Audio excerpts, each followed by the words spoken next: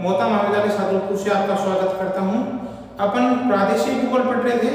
प्रादेशिक भूगोल में दक्षिण अफ्रीका में जलवायु इंपॉर्टेंट टॉपिक आपका है। दक्षिण अफ्रीका में विभिन्न प्रकार की जलवायु का वर्णन कीजिए। तो आज अपन नया टॉपिक लेते हैं, दक्षिण अफ्रीका में जलवायु। सभी भौतिक तत्वों पर जलवायु का व्यापक प्रभाव पड़ने के कारण भौतिक अध्ययन में जलवायु का आधारभूत महत्व है। सभी भौतिक तत्वों पर जलवायु का व्यापक प्रभाव पड़ता है, अतः जलवायु का अध्ययन महत्वपूर्ण हो जाता है। यह वनस्पति, मिट्टी, कृषि उपजों के साथ साथ मानव की कार्य क्षमता को भी प्रभावित करती है। तो जो जलवायु है, ये जलवायु मुख्य रूप से वनस्पति है, मिट्टी है, कृषि है तथा इनके साथ साथ मानवीय कार्य क्षमता को भी प्रभावित करती है। यहाँ की जलवायु अनेक भौतिक कारकों से प्रभावित है। तो दक्षिण अफ्रीका की जलवायु है वो अनेक कारकों से प्रभावित है। मुख्य रूप से यहाँ अक्षांशीय स्थिति, सनातनीय पवन पेटियों, ऋतुओं के अनुसार स्थानांतरण व उच्चावच एवं दिशा आदि का यहाँ की जलवायु पर प्रभाव पड़ता है। यहाँ की जलवायु पर मुख्य रूप से यहाँ की अक्षांशीय स्थिति का, सनातनीय पवनों का जो ऋतुओं के अनुसार स्थानांतरित होती है और उच्चावच और दिशा का मुख्य रूप से प्रभाव पड़ता है। दक्षिण अफ्रीका का यदि अक्षांशीय विस्तार देखें तो 17 डिग्री दक्षिणी अक्षांश से 35 डिग्री दक्षिणी अक्षांश। जो दक्षिण अफ्रीका का अक्षांशीय विस्तार देखें तो ये दक्षिण अफ्रीका है, इसका अक्षांशीय विस्तार है ये 17 डिग्री दक्षिणी अक्षांश से 35 डिग्री दक्षिणी अक्षांश के मध्य स्थित है। इसका विस्तार कुल मिलाकर इसका अक्षांशीय विस्तार कितना हो गया? 18 डिग्री अक्षांश। इसका अक्षांशीय विस्तार है ये 18 डिग्री अक्षांश। 17 से लेकर 35 तक है, 17 से लेकर 35 तक, 17 से लेकर 35 तक इसका जो अक्षांशीय विस्तार है ये कुल मिलाकर 18 डिग्री अक्षांशों के मध्य स्थित है। यहाँ से जो मकर रेखा है, मकर रेखा यहाँ से ये देखो मकर रेखा है, ये लिखा है देखो ट्रॉपिकल कार्पेंटस मकर रेखा है, इसके मध्य से गुजरती है। ये मकर रेखा है और मकर रेखा इसके मध्य से यहाँ से मकर रेखा गुजरती है। मकर रेखा इसके मध्य से गुजरने के कारण से यह कहा जाता है कि दक्षिण अफ्रीका का अधिकांश भाग है वो उपोष्ण कटिबंध में स्थित है। दक्षिण अफ्रीका का चूंकि मकर रेखा इसके मध्य से गुजरती है, इसलिए यहाँ का जो जलवायु है यहाँ की वो उपोष्ण कटिबंधीय जलवायु। यहाँ की जलवायु है वो उसका अधिकांश भाग किसका है? वैसे जलवायु यहाँ पर सभी प्रकार की जलवायु पाई जाती है, लेकिन मुख्य भाग कौन सा है? उपोष्ण कटिबंधीय जलवायु। यहाँ की जलवायु है या दक्षिण अफ्रीका है मुख्य रूप से है उपोष्ण कटिबंध में स्थित है।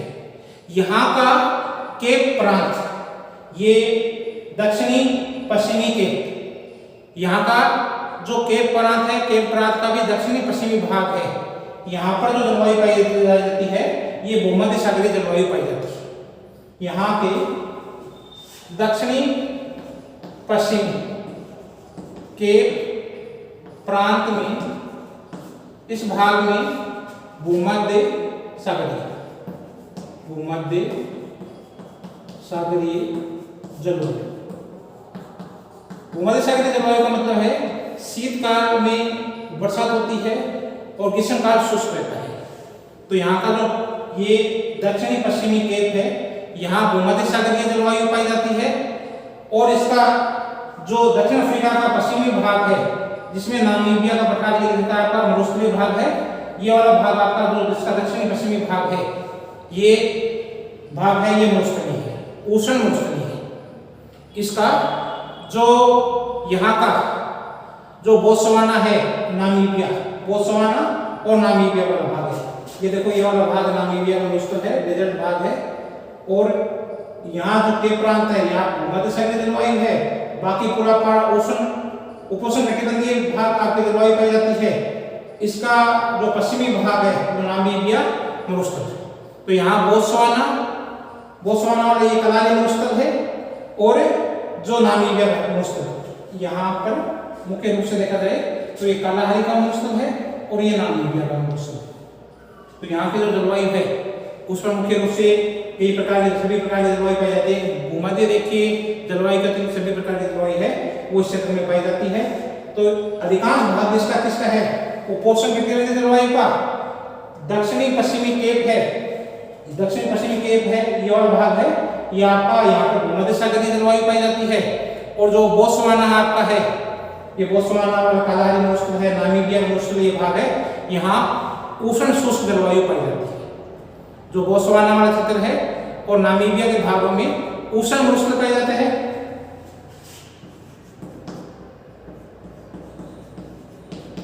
बोत्सवाना और नामीबिया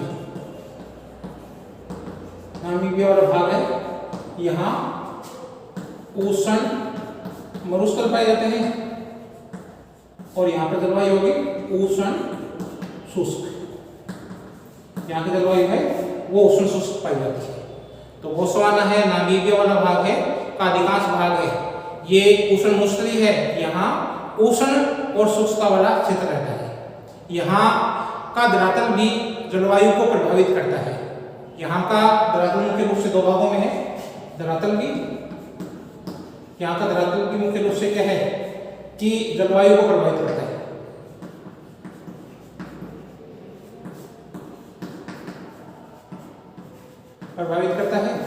यहाँ मुख्य रूप से क्या है कि जलवायु है वो उसमें दो प्रधानता है। एक भाग आपका क्या है, पठार है, पठारी भाग है, और एक आपका है एस्कार्पमेंट। एस्कार्पमेंट वाला भाग। तो यहाँ दो प्रकार की स्थल हैं। यहाँ का धरातल है वो दो रूपों में बंटा हुआ है। यहाँ की जलवायु है वो धरातल से प्रभावित होती है। यहाँ का धरातल है वो प्रधान रूप से दो भागों में बंटा हुआ है। एक पठारी भाग है, ये देखो पूरा वाला भाग आपका क्या है, बीच वाला भाग ये पठारी है, और इसके जो ये आगे वाला भाग है पूर्वी भाग है आपका, उत्तरी पूर्वी भाग है, यहाँ पर एस्कार्पमेंट आपका एस्कार्पमेंट पाया जाता है। तो ये मुख्य रूप से दक्षिण अफ्रीका की जलवायु को प्रभावित करने वाला दो कारक हैं, एक तो पठारी भाग है, एक एस्कार्पमेंट है। एस्कार्पमेंट आपको इससे पहले कि मैंने पाठ में पढ़ा दिया था, कुछ भाग है जो कि इस दक्षिण अफ्रीका को दो भागों में बांट देता है, जल विभाजन का काम भी करता है, इसको सीमांत और पठारी भाग में भी बांटता है। तो एस्कार्पमेंट आप वाला भाग है और दूसरा आपका पठारी भाग है। तो जलवायु मुख्य रूप से देखा जाए तो यहाँ की जलवायु है वो धरातल से प्रभावित है। यहाँ का धरातल है दो भागों में बटा हुआ है, एक एस्कार्पमेंट है और दूसरा पठारी भाग है। सबसे ऊंचा भाग है वो 2500 मीटर से अधिक ऊंचा नहीं है। सबसे अधिक ऊंचा भाग है से ऊंचा नहीं है, मीटर से ऊंचा नहीं है।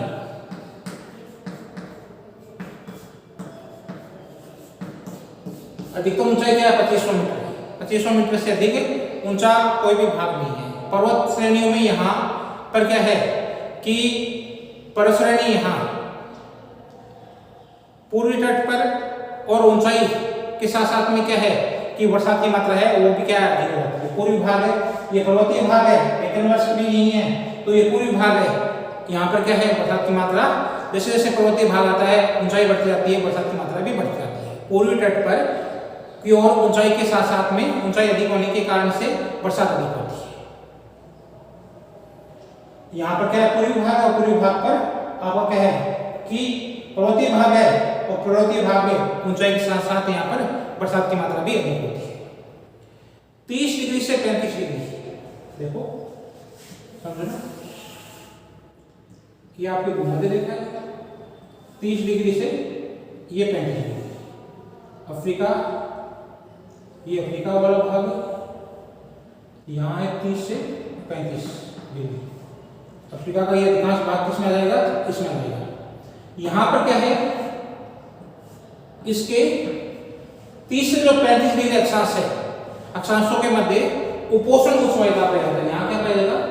उपोष्ण उच्च वायुदाब पाया जाता है। उपोष्ण उच्च वायुदाब पाया जाता है। इस कारण इस पेटिक में उत्तर की ओर जो दक्षिणी पूर्वी व्यापारिक हवाएं चलती है, यहाँ पर इस ओर दक्षिणी पूर्वी व्यापारिक हवाएं चलती है। उपोष्ण उच्च वायुदाब की पेटी है और यहाँ पर क्या है? हवाएं हैं वो उत्तर की ओर, ये उत्तर वाला भाग है, उत्तर की ओर हवाएं चलेगी। वो क्या चलेगी? यहाँ पर जो हवाएं चलेगी वो आपकी क्या चलेगी? उच्च वायुदाब है। तो 30 से 35 डिग्री अक्षांशों के मध्य उपोष्ण उच्च वायुदाब पाया जाता है। उपोष्ण उच्च वायुदाब पाने के कारण से इस पेटी का जो उत्तरी भाग है वहां पर दक्षिणी पूर्वी, इस वाले भाग से दक्षिणी पूर्वी, इस वाले भाग यहाँ उच्च वायुदाब है, हवाएं चलेगी वो ऐसे चलेगी, तो दक्षिणी पूर्वी व्यापारिक हवाएं चलती है।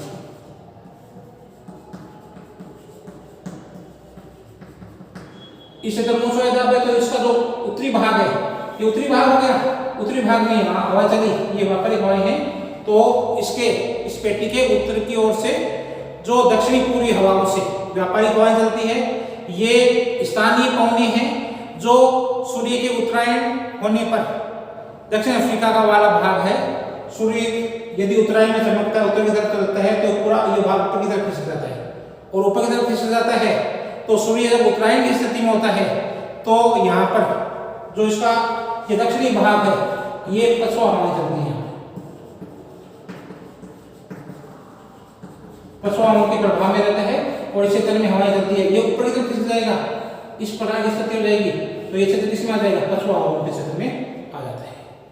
इस प्रकार से यहाँ पर क्या है कि मुख्य रूप से जो आपका क्षेत्र है इसमें दोनों का प्रभाव रहता है, व्यापारिक पवनों का प्रभाव भी रहता है और पछुआ पवनों का प्रभाव भी रहता है।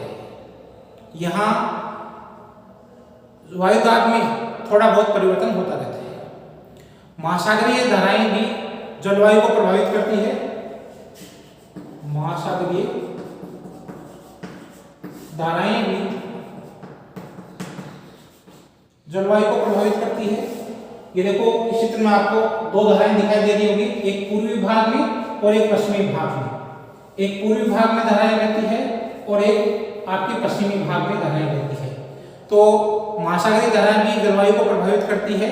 दक्षिण अफ्रीका के जो पूर्वी तट है, दक्षिण अफ्रीका का ये पूर्वी तट है, इसके निकट, तट के निकट गर्म अगुलास की गर्म धारा बहती है। ये पूर्वी तट है, उस पूर्वी तट की सारे जो धाराएं बहती है वो अगुलास की गर्म धाराएं बहती है तथा पश्चिमी तट के समानांतर ये बेंगुला की ठंडी धारा बहती है। इस प्रकार से क्या है कि इसके महासागरीय धाराएं हैं, ये भी यहाँ की जलवायु को प्रभावित करती है। पूर्वी भाग है, इस धारा के प्रभाव के कारण से पूर्वी भाग में सामान्य से अधिक तापमान हो जाता है। यह गर्म धारा है, गर्म धारा होने के कारण से इसका जो पूर्वी तट है यहाँ सामान्य से अधिक तापमान रह जाता है, जबकि पश्चिमी भाग है यहाँ सामान्य से कम, क्योंकि ठंडी धारा है तो तापमान होगा वो सामान्य से कम पाया जाता है। 18 डिग्री अक्षांशों के विस्तृत इस भाग में भूमध्य रेखीय जलवायु के अतिरिक्त लगभग अफ्रीका महाद्वीप की सभी प्रकार की जलवायु पाई जाती है। 18 डिग्री अक्षांश के विस्तृत होने के कारण से इस जो आपका भाग है इसमें भूमध्य रेखीय जलवायु के अतिरिक्त आपके दक्षिण अफ्रीका में सभी प्रकार की जलवायु पाई जाती है। जो अफ्रीका महाद्वीप की जितनी भी प्रकार की जलवायु पाई जाती है, सभी प्रकार की इस महाद्वीप की सभी जलवायु है वो इस देश में पाई जाती है, आपके दक्षिणी अफ्रीका में पाई जाती है। इसमें भिन्नता मुख्य रूप से धरातल है जिसके कारण से आ जाती है। एस्कार्पमेंट में आपको बताया, डेक्कन स्लैब बताया, पर्वतीय क्षेत्र इस कारण से यहाँ पर भिन्नता है वो धरातल के कारण से आती है और दूसरी महासागरीय धाराओं के कारण से, ऊंचाई के कारण से यहाँ भिन्नता पैदा होती है। जलवायु में पहला आपका टॉपिक है तापमान। तापमान दक्षिण अफ्रीका के पठारी धरातल समुद्र द्वारा तीन ओर से घिरा हुआ, उत्तर की ओर कलारी भूस्थल मकर रेखा के मध्य से निकलने के कारण से आदि भौगोलिक कारक हैं, ये यहाँ के तापमान की दशा को प्रभावित करते हैं। दक्षिण अफ्रीका का अधिकांश भाग आपका क्या है, पठारी है, तीनों ओर से क्या है, सागर से घिरा हुआ है, ये दक्षिण अफ्रीका है। दक्षिण अफ्रीका का अधिकांश भाग आपका किसका है, पठारी है। ये देखो आपका उत्सवेल पठारी भाग, ट्रांसवाल पठारी क्षेत्र, पूर्वी पठारी क्षेत्र। तो दक्षिण अफ्रीका का अधिकांश भाग है ये पठारी है, तीन ओर से समुद्र से घिरा हुआ है। ये देखो आपका पश्चिमी भाग है, यहाँ अटलांटिक ओशन, पूर्वी भाग है इसमें, दक्षिण पूर्वी भाग आपका है, उसमें आपका क्या है, आपका हिंद महासागर है। दक्षिण वाला भाग है, यहाँ पर भी आपका ये वाला भाग है, ये भी समुद्र सागर से महासागर से घिरा हुआ है। इसका उत्तरी भाग है, ये यहाँ पर कलाहारी मोलस्क है, उत्तरी भाग है ये कलाहारी मोलस्क है, पूर्वी भाग हिंद महासागर, दक्षिण आपका पश्चिमी भाग है ये अंध महासागर अटलांटिक ओशन, और दक्षिण वाला भाग आपका है, यहाँ पर भी महासागर पाए जाते हैं दोनों, अपने अटलांटिक महासागर और हिंद महासागर। इस प्रकार से तीन ओर से क्या है, ये सागर से घिरा हुआ है। उत्तर की ओर कलाहारी मोलस्क पाया जाता है। मकर रेखा इसके आपको पता है बीच से गुजरती है, मकर रेखा आपकी है, ये इसके लगभग मध्य से गुजरती है। आदि भौगोलिक दशा के कारण से यहाँ के तापमान को ये सभी भौगोलिक दशाएं प्रभावित करती है।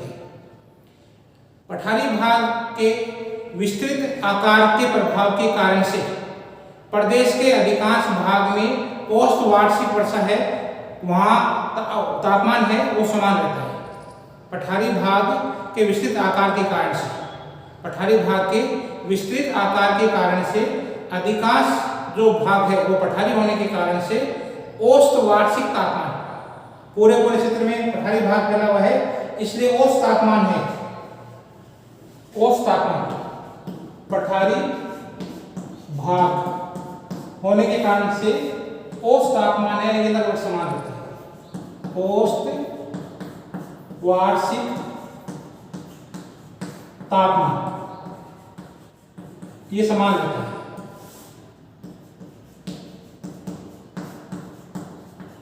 क्योंकि पूरा भाग ज्यादातर अधिकांश भाग है वो पठारी है, और पठारी भाग होने के कारण से विस्तृत आकार के कारण से इसका प्रभाव है वो वहां के संपूर्ण क्षेत्र पर पड़ता है, इसलिए प्रदेश का अधिकांश भाग पठारी होने के कारण से औसत वार्षिक तापमान है ये लगभग समान रहता है।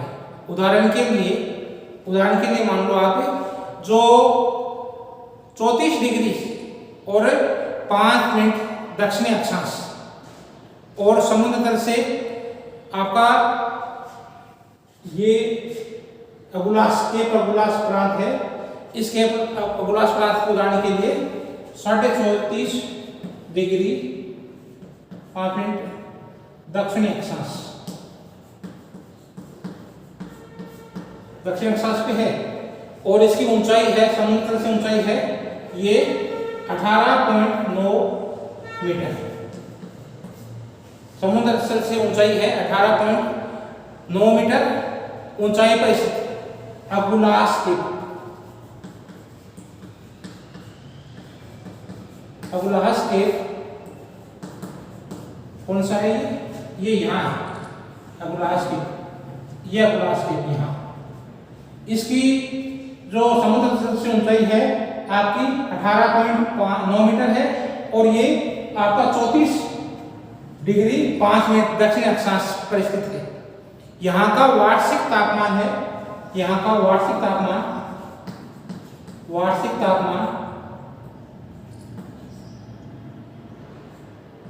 वहाँ का वार्षिक तापमान है ये 16 डिग्री सेंटीग्रेड रहता है। वार्षिक तापमान है अगुलास का 16 डिग्री सेंटीग्रेड रहता है, जबकि जोनास वर्ग है यहाँ, जबकि जोनास वर्ग ये यहाँ पर है, जोनास वर्ग है ये आपके लगभग भूमध्य रेखा के पास में पड़ता है, और ये 26 डिग्री के आसपास पड़ता है, जबकि जोनास वर्ग 26 डिग्री 11 मिनट दक्षिणी अक्षांश 26 डिग्री 11 मिनट दक्षिणी अक्षांश से और 1748 मीटर की ऊंचाई पे स्थित है। और यहाँ का जो औसत तापमान है, वार्षिक तापमान है, वार्षिक तापमान ये 15.5 डिग्री सेंटीग्रेड रहता है। औसत वार्षिक तापमान है ये आपका 15 डिग्री 5.5 डिग्री सेंटीग्रेड रहता है। दोनों में अंतर कितना है? 0.5। दोनों में अंतर 0.5 डिग्री सेंटीग्रेड का है। दोनों का अक्षांशीय विस्तार देखो क्या है। जो केप अगुलास है ये आपका 34 डिग्री 5 मिनट 34.5 डिग्री अक्षांश में स्थित है। और ये समुद्र तल से आपका 18.9 मीटर ऊंचाई पर है। जबकि अपन उत्तर की तरफ चलते हैं तो जोनास वर्ग है, ये जोनास वर्ग आपका है ये 26 डिग्री अक्षांश पर स्थित है।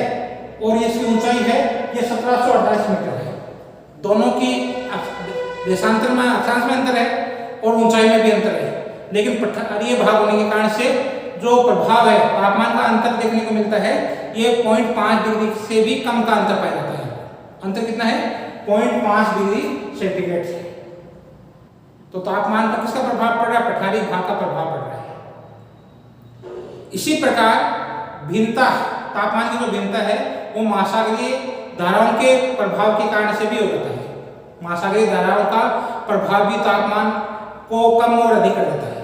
तो इसी प्रकार विभिन्न प्रकार की जो धाराएं हैं वो भी क्या है कि महासागरीय धाराएं हैं, ये तापमान को प्रभावित करती है। डरबन एक आपका स्थान है, डरबन, ये डरबन लिखा है, ये स्थान है यहाँ पर डरबन। डरबन और डरबन के बिल्कुल एक ही आपके अक्षांश पर पश्चिम साइड में है आपका है जो स्थान है पोर्ट डोलोत। एक तो है डरबन, एक पोर्ट डोलोत। दोनों समान अक्षांश में स्थित हैं, लेकिन महासागरीय धाराओं का तापमान पर प्रभाव पड़ता है। तापमान में भिन्नता है वो महासागरीय धाराओं का प्रभाव पड़ता है, जिस कारण से एक ही समान अक्षांश में स्थित होने पर डरबन और पोर्ट डोलोत का उदाहरण है। जो पूर्वी तट है, इस पूर्वी तट पर आपका डरबन है, पूर्वी तट पर आपका क्या है? डरबन है। जबकि जो पश्चिमी इसी आपके अक्षांश में पश्चिम में आपका है डोलोत, पश्चिम में पोर्ट डोलोत स्थित है। तापमान में जो अंतर आ जाता है वो धाराओं के प्रभाव के कारण से आ जाता है। जो तापमान में अंतर है, यहाँ पर आपको बताई थी कि गर्म धाराएं बहती है। जो पूर्वी तट है, पूर्वी तट पर अगुलास की गर्म धारा बहती है और अगुलास की गर्म धारा बहने के कारण से डरबन का तापमान है ये 21 डिग्री सेंटीग्रेड है। गर्म धारा बहने के कारण से जो डरबन का औसत तापमान है ये 21 डिग्री सेंटीग्रेड रहता है। धाराओं का प्रभाव पड़ता है, महासागरीय धाराओं का प्रभाव पड़ता है। और महासागरीय धाराओं के कारण से जो इसका पूर्वी तट है यहाँ गर्म धारा बहती है और यहाँ अगुलास की गर्म धारा बहने के कारण से जो पूर्वी तट आपका है डरबन, डरबन पर औसत तापमान है वो आपका क्या है? 21 डिग्री सेंटीग्रेड है। जबकि लगभग इसी समान दशा पर आपका क्या है? इसी समान अक्षांश पर पश्चिम दिशा में इस साइड में यहाँ है पोर्ट डोलोत। पोर्ट डोलोत है, समान अक्षांश है, लेकिन महासागरीय धारा यहाँ पर आपके पास क्या है? ठंडी धारा बह रही है, मिला के ठंडी धारा बह रही है। तो इसका कारण से तापमान घटकर यहाँ पर तापमान है ये 14 डिग्री सेंटीग्रेड रहता है। यहाँ पर जो तापमान है पोर्ट डोलोत का जो तापमान है ये 14 डिग्री सेंटीग्रेड है और यहाँ 21 डिग्री सेंटीग्रेड है। कुल मिलाकर आपको समझ में आना चाहिए कि महासागरीय धाराओं का प्रभाव है वो तापमान पे पड़ता है। एक ही समान अक्षांश में स्थित होने के कारण से डरबन है, डरबन में आपका तापमान है वो 21 डिग्री सेंटीग्रेड रहता है। जबकि पोर्ट डोलोत में तापमान आपका है ये 14 डिग्री सेंटीग्रेड है। एक अक्षांश पर है, फिर भी क्या है कि लगभग समान अक्षांशीय स्थिति होने पर भी जो पूर्वी तट है डरबन का, जो पूर्वी तट है इस पे जो अगुलास की गर्म धारा रहती है, इसलिए पूर्वी तट पर जो आपका डरबन है, पोर्ट है डरबन पोर्ट, यहाँ पर तापमान 21 डिग्री सेंटीग्रेड है, जबकि पश्चिम में ये बेंगुला की ठंडी धारा बहने के कारण से तापमान आपका घटकर क्या हो जाता है, 14 डिग्री सेंटीग्रेड तापमान हो जाता है। तो तापमान का प्रभाव पड़ता है, तापमान का क्या है, तापमान पर धाराओं का प्रभाव पड़ता है। ठंडी और गर्म धारा के कारण से तापमान है ये कम और अधिक हो जाता है। इसी प्रकार से जो दक्षिणी पश्चिमी केप है, ये दक्षिणी पश्चिमी भाग है, दक्षिण पश्चिमी अफ्रीका के तट के सहारे दक्षिण से उत्तर की तरफ चलते हैं, दक्षिण से उत्तर की तरफ चलेंगे तो तापमान है ये कम होगा, कम। इसी प्रकार जो दक्षिणी पश्चिमी अफ्रीका के तट के सहारे दक्षिण से उत्तर की ओर तापमान घटता है, जबकि नेटाल के सहारे तापमान है ये बढ़ता है। इधर तापमान बढ़ रहा है, यहां बढ़ेगा। क्या बताया आपको कि जो दक्षिणी पश्चिमी तट है, उस दक्षिणी पश्चिमी तट है, इस दक्षिणी पश्चिमी तट से अपन दक्षिण से उत्तर की ओर करते हैं। दक्षिणी पश्चिमी तट पर दक्षिण से उत्तर की ओर जाने पर तापमान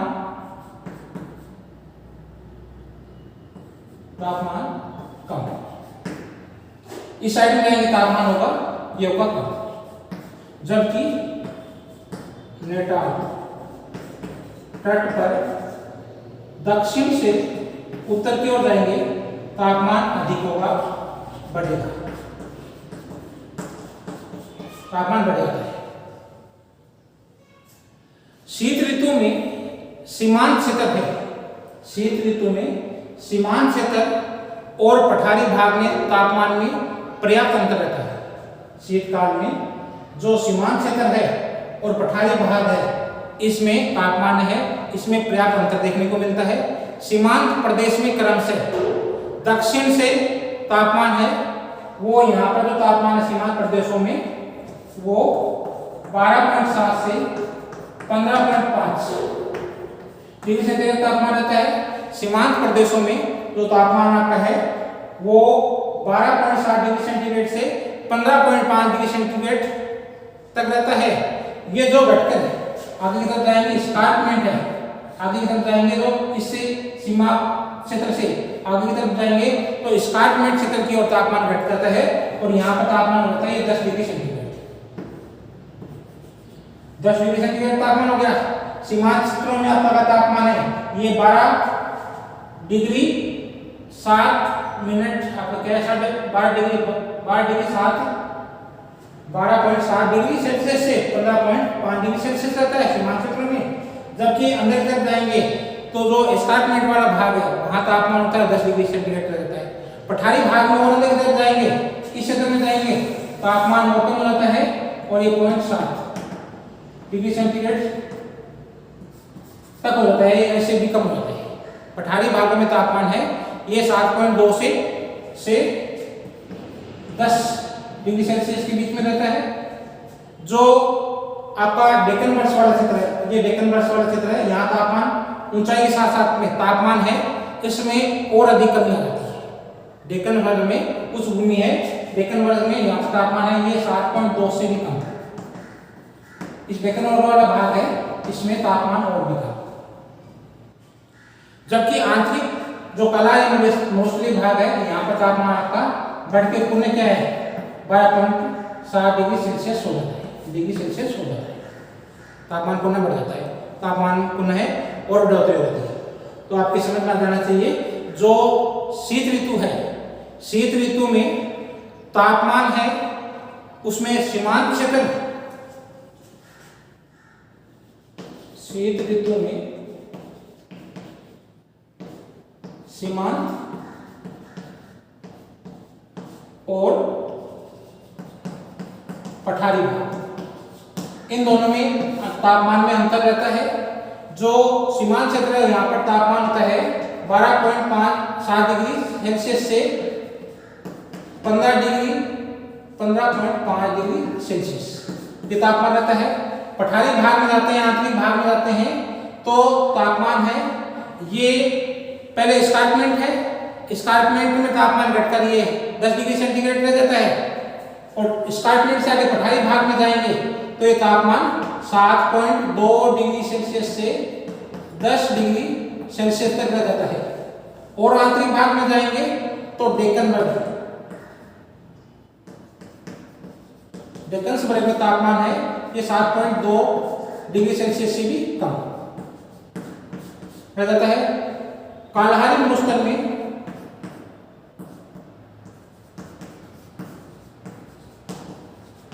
तापमान पुनः बढ़ जाता है और ये 12.7 डिग्री सेल्सियस हो जाता है।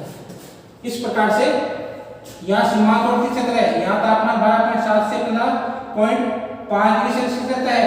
आंतरिक भाग में जाएंगे एस्कार्पमेंट में तापमान घटकर क्या हो जाता है 10 डिग्री सेल्सियस हो जाता है।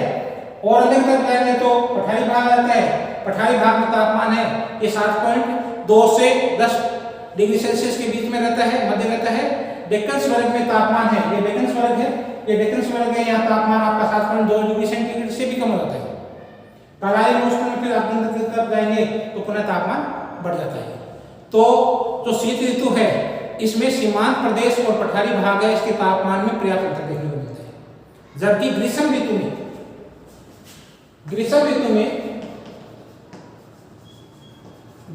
में तापमान है उसमें ज्यादा विशेष परिवर्तन नहीं आता है।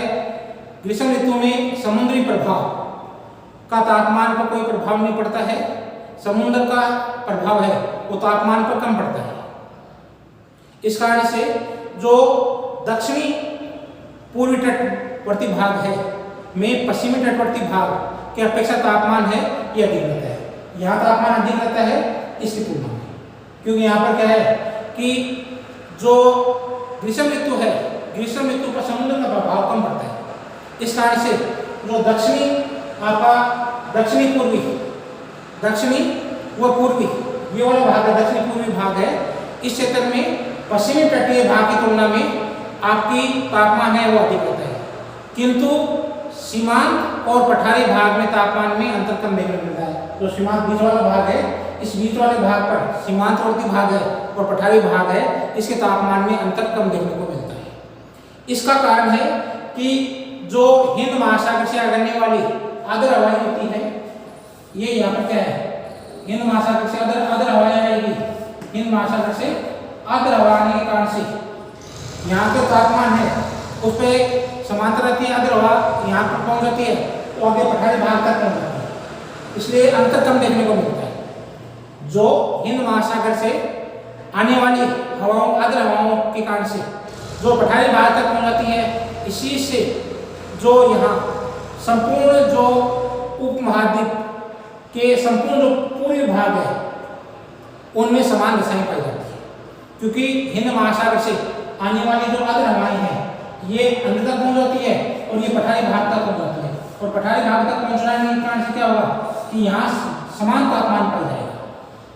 तो कहने का मुख्य रूप से तात्पर्य यह है कि जो सीमांत और पठारी भाग है उसके तापमान में कम अंतर रहता है। इसका मुख्य कारण है हिंद महासागर से आने वाली आर्द्र हवा, हिंद महासागर से आने वाली आर्द्र हवा।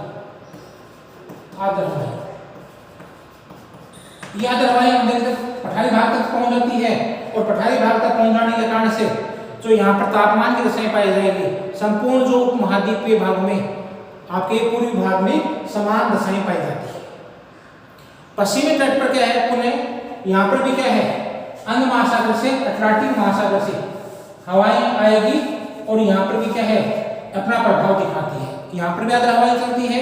पश्चिमी तट पर पुनः अटलांटिक महासागर से आने वाली आर्द्र हवाओं का प्रभाव रहता है और तापमान में क्या है कि यहाँ पर भी कम अंतर देखने को मिलता है। जबकि आंतरिक भाग में जाएंगे तो कालाहारी मरुस्थलीय भाग है, वहां पर तापमान के प्रसार में क्षेत्रीय भिन्नता पाई जाती है। तापमान के प्रसार में क्षेत्रीय भिन्नता पाई जाती है। उच्चतम तापमान आपको कहाँ मिलेगा, कालाहारी मरुस्थल में पाया जाता है। उच्चतम तापमान है उच्चतम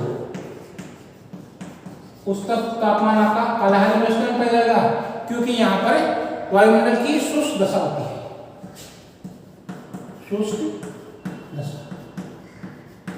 शुष्क दशा होने के कारण से जो कालाहारी मरुस्थल है, इस कालाहारी मरुस्थल में तापमान उच्चतम पाया जाता है। तो तापमान उच्चतम कहाँ पाया जाएगा?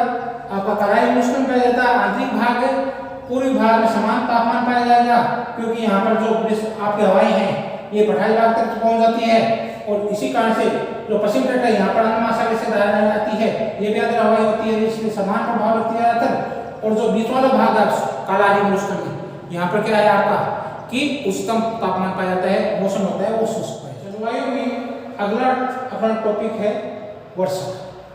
दक्षिणी अफ्रीका के आधे जो पूर्वी भाग है में वर्षा तेज झंझावातों से होती है। दक्षिण अफ्रीका का जो पूर्वी भाग है, दक्षिणी अफ्रीका का जो पूर्वी भाग है उसमें जो बरसात होती है वो झंझावातों से होती है। अधिकांश बरसात होती है वो झंझावातों से होती है। दक्षिण अफ्रीका के जो आधे पूर्वी भाग में तेज बरसात होती है वो झंझावातों से होती है, तेज झंझावातों से बरसात होती है। जबकि जो दक्षिणी पश्चिमी अफ्रीका है, दक्षिणी पश्चिमी अफ्रीका में जो बरसात होती है, दक्षिण पश्चिमी अफ्रीका है, यहाँ जो बरसात होती है दक्षिण पश्चिमी अफ्रीका में वो चक्रवातों से होती है, चक्रवातों से। ये अफ्रीका है। इस अफ्रीका का जो पूर्वी भाग है, आधे पूर्वी भाग में जो ये पूर्वी भाग है, आगे वाला भाग है, यहाँ बरसात जितनी होती है वो तेज झंझावातों से। यहाँ जो बरसात होती है जो पूर्वी भाग में तेज झंझावातों से होती है, जबकि जो दक्षिणी पश्चिमी भाग है अफ्रीका का, दक्षिण पश्चिमी भाग है, यहाँ पर बरसात होती है वो चक्रवातों से होती है।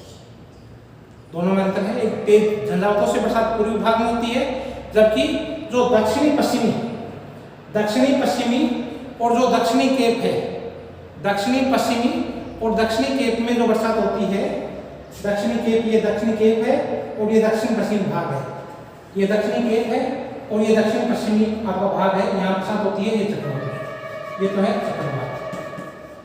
यहाँ बरसात होती है वो वर्षा होगी वो चक्रवात से, और यहाँ बरसात होगी वो हिम झंझावात, तेज झंझावातों से बरसात होती है। लेकिन वर्षा की मात्रा है उस पर जो मुख्य रूप से समुद्र से दूरी और ऊंचाई का प्रभाव पड़ता है।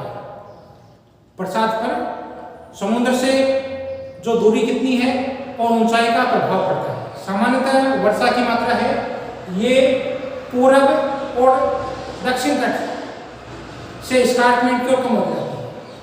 सामान्यतः बरसात की मात्रा है ये पूर्वी और दक्षिणी भाग से आगे की तरफ जाते हैं, तो एस्कार्पमेंट वाला ये वाला भाग क्या कहलाता है आपका एस्कार्पमेंट। यहाँ की तरफ होती है ये बरसात की मात्रा है ये कम होती जाती है, दक्षिणी बकट से एस्कार्पमेंट की ओर कम होती जाती है। सामान्यतः जो वर्षा है सामान्यतया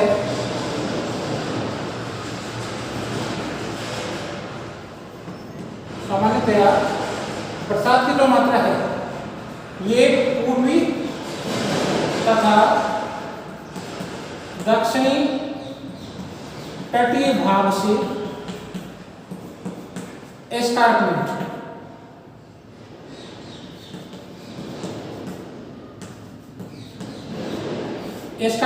की ओर कम हो जाती है, इधर से ये कम हो जाती है।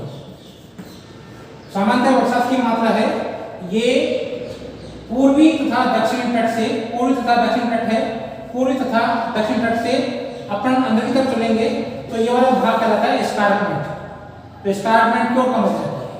सामान्यतः बरसात की मात्रा है ये पूर्व और दक्षिण तट से, पूर्व और दक्षिण तट से एस्कार्पमेंट की ओर चलते हैं तो इसकी मात्रा, बरसात की मात्रा है ये कम हो जाती है। एस्कार्पमेंट की ओर जाएंगे तो बरसात की मात्रा है ये कम हो जाती है सामान्यतः। साथ ही जो उच्च भाग है वहां पर जो उस भाग के जो पूर्वी ढाल है, जो इसके डेक्कन वर्ग है या पूर्वी जो आपका भाग है, पूर्वी पठारी भाग है, इसके ढालों पर जो बरसात की मात्रा है ये आपकी पूर्वी ढालों पर वर्षा 175 सेंटीमीटर बरसात की मात्रा है। ये पूर्वी ढालों पर जो बरसात की मात्रा है ये समुद्र तट की ओर, ये समुद्र के तट वाला भाग है, यहाँ बरसात की मात्रा 175 सेंटीमीटर से अधिक है।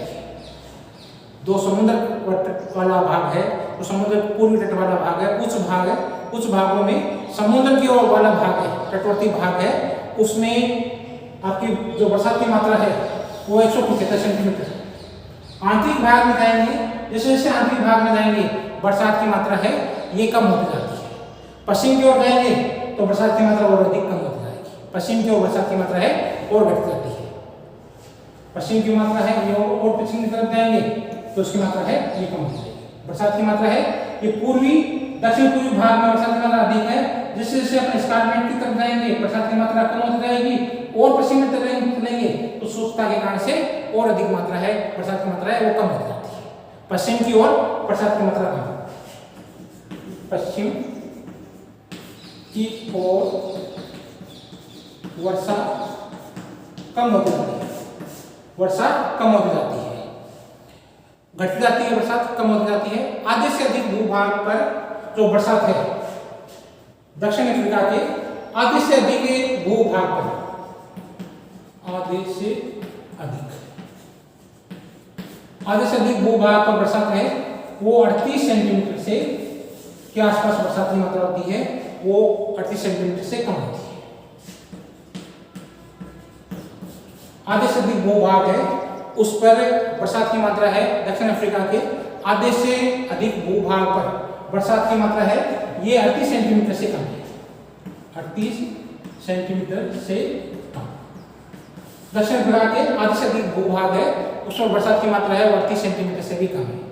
और पश्चिम की तरफ जाएंगे, यहाँ पर तो देखो कोस्ट है 38 से कम, पश्चिम की तरफ जाएंगे तो ये 13 से भी कम होगा, सेंटीमीटर से भी कम। पश्चिम की ओर 13 सेंटीमीटर से भी कम है, बरसात की मात्रा है ये 13 सेंटीमीटर से भी कम है। यहाँ पश्चिम की ओर जाएंगे तो बरसात की मात्रा में कमी आ जाती है, और इस पूरा पश्चिम वाला ये मरुस्थलीय भाग है, नामीबिया मरुस्थल है, कलारी मरुस्थल है, यहाँ वर्षा व्यवस्था है 13 सेंटीमीटर से भी कम है। पश्चिमी भाग में बरसात की मात्रा है ये 13 सेंटीमीटर से भी कम है। दक्षिण पश्चिम और दक्षिण के पर्वतीय क्षेत्र और घाटियां आदि में मिश्रण होने के कारण से फलस्वरूप बरसात की मात्रा में अंतर आता रहता है। जो पश्चिमी आपका भाग है, पश्चिमी केप प्रांत है, यहाँ पर्वतीय भाग है और घाटियों वाला भाग है, वहाँ पर मिश्रण भाग होने के कारण से मिश्रित पर्वतीय क्षेत्र और घाटियों का मिश्रित क्षेत्र होने के कारण से वर्षा की मात्रा में अंतर पाया जाता है। इस प्रदेश के अधिकांश भूभाग में जो बरसात होती है वो ग्रीष्मकाल में होती है। बरसात होती है वो ग्रीष्मकाल में, अधिकांश बरसात होती है, अधिकांश जो वर्षा होती है वो ग्रीष्म ऋतु में होती है, और शीतकाल होता है वो शुष्क होता है। दक्षिणी पश्चिमी के ये वाला भाग है, यहाँ एक वर्षा होती है, शीतकाल में होती है। दक्षिणी पश्चिमी केप है, ये दक्षिणी पश्चिमी केप है, दक्षिणी पश्चिमी केप में बरसात शीतकाल में, शीत ऋतु में होती है। दक्षिणी पश्चिमी अधिकांश वर्षा होती है वो आपकी ग्रीष्म काल में होती है, शीत ऋतु शुष्क रहता है। दक्षिणी पश्चिमी केप में अधिकांश वर्षा होती है वो शीत ऋतु में होती है, जबकि जो दक्षिणी पूर्वी भाग है, ये आपका आगे वाला भाग है दक्षिणी पूर्वी भाग, ये दक्षिणी पूर्वी भाग यहाँ वर्ष भर वर्षा होती है, वर्ष भर वर्षा। जो आगे ये दक्षिणी पूर्वी भाग है यहाँ पर वर्षा होती है वो वर्ष भर होती है। कुल मिला के कहने का मतलब ये है कि दक्षिण अफ्रीका में अधिकांश पूरे क्षेत्र में बरसात है वो ग्रीष्म काल में होती है, शीत ऋतु यहाँ का शुष्क होता है। जबकि जो दक्षिणी पश्चिमी केप है, ये दक्षिणी पश्चिमी केप में जो बरसात होती है वो शीत ऋतु में होती है, जबकि जो दक्षिणी पूर्वी भाग है यहाँ वर्षा होती है वो वर्ष भर होती है। इस प्रकार से क्या है, कि दक्षिण अफ्रीका का जलवायु है वो विविधता लिए हुए है, कई वर्षा ज़्यादा है, कई वर्षा कम है, कई तापमान अधिक है, कई तापमान कम है। तो आपको उम्मीद करता हूँ आज का ये लेसन समझ में आ गया होगा। आप खूब मन लगा के पढ़ाई करें। बहुत बहुत धन्यवाद।